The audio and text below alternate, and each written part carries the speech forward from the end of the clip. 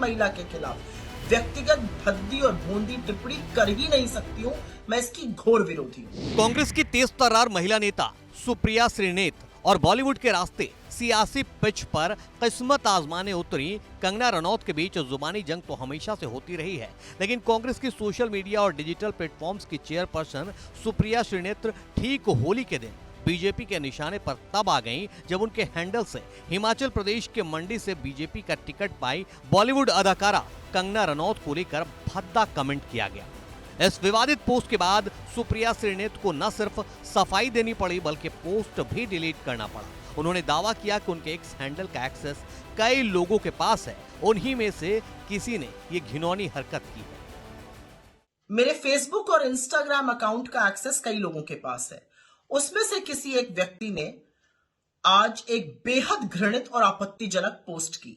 मुझे जैसे ही पता चला मैंने सर्वप्रथम उस पोस्ट को डिलीट किया, क्योंकि जो कोई भी मुझे जानता है वो अच्छी तरह से जानता है कि मैं कभी भी किसी भी महिला के खिलाफ व्यक्तिगत भद्दी और भोंदी टिप्पणी कर ही नहीं सकती हूं। मैं इसकी घोर विरोधी हूं। इंस्टाग्राम पर सुप्रिया श्रीनेत के हैंडल से कंगना रनौत को लेकर किए पोस्ट में एक्ट्रेस की फोटो के साथ भद्दा कमेंट किया गया था। देखते ही देखते ये पोस्ट वायरल हो गया और लोग सुप्रिया श्रीनेत और कांग्रेस को निशाने पर लेने लगे। ट्रोलिंग के कुछ देर बाद कांग्रेस नेत्री के अकाउंट से उसे हटा लिया गया, जिसके बाद सफाई सामने आई। सुप्रिया का कहना है कि एक्स पर उनके नाम का गलत इस्तेमाल करते हुए पैरोडी अकाउंट चलाया जा रहा है, जो कि सुप्रिया पैरोडी के नाम से है।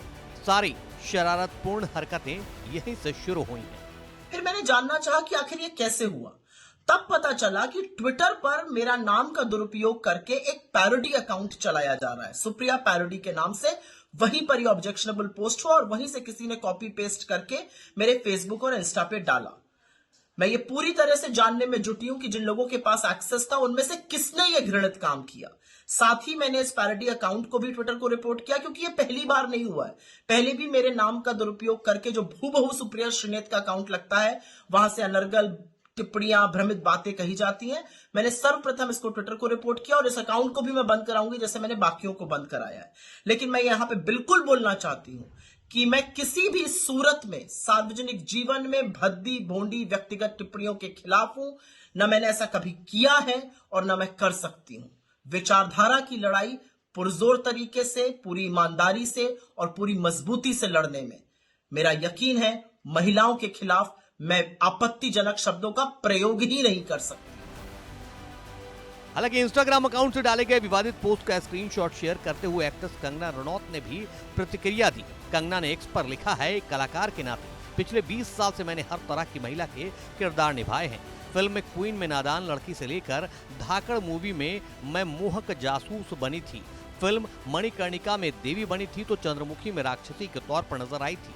रज्जो में वेश्या के रूप में किरदार निभाया और थलाईवी में क्रांतिकारी नेता की भूमिका भी अदा की। बॉलीवुड एक्ट्रेस ने यह भी लिखा कि हमें देश की बेटियों को पूर्वाग्रहों के बंधनों से मुक्त करना चाहिए। हमें उनके शरीर के अंगों के बारे में जिज्ञासा से ऊपर उठना चाहिए और सबसे बढ़कर हमें जीवन या परिस्थितियों को चुनौती देने वाली यौन कर्मियों को किसी प्रकार के दुर्व्यवहार या अपमान के रूप में इस्तेमाल करने से बचना चाहिए।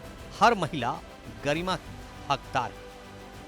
पहले पोस्ट ने बवाल मचाया, फिर पोस्ट पर सफाई आई और अब बीजेपी वाले कांग्रेस पर हमलावर हैं। दुर्भाग्य है कि लोग अपनी गिरबान में झांकते नहीं है। राणावत को अगर टिकट मिली है मंडी से तो कांग्रेस पूछ रही है कि उनको आटे दाल का क्या मालूम है। राहुल गांधी को आटे दाल का मालूम है? आलू राहुल गांधी ने कहां पैदा किए थे? हम आलू की फैक्ट्री लगाएंगे किसने बोला था?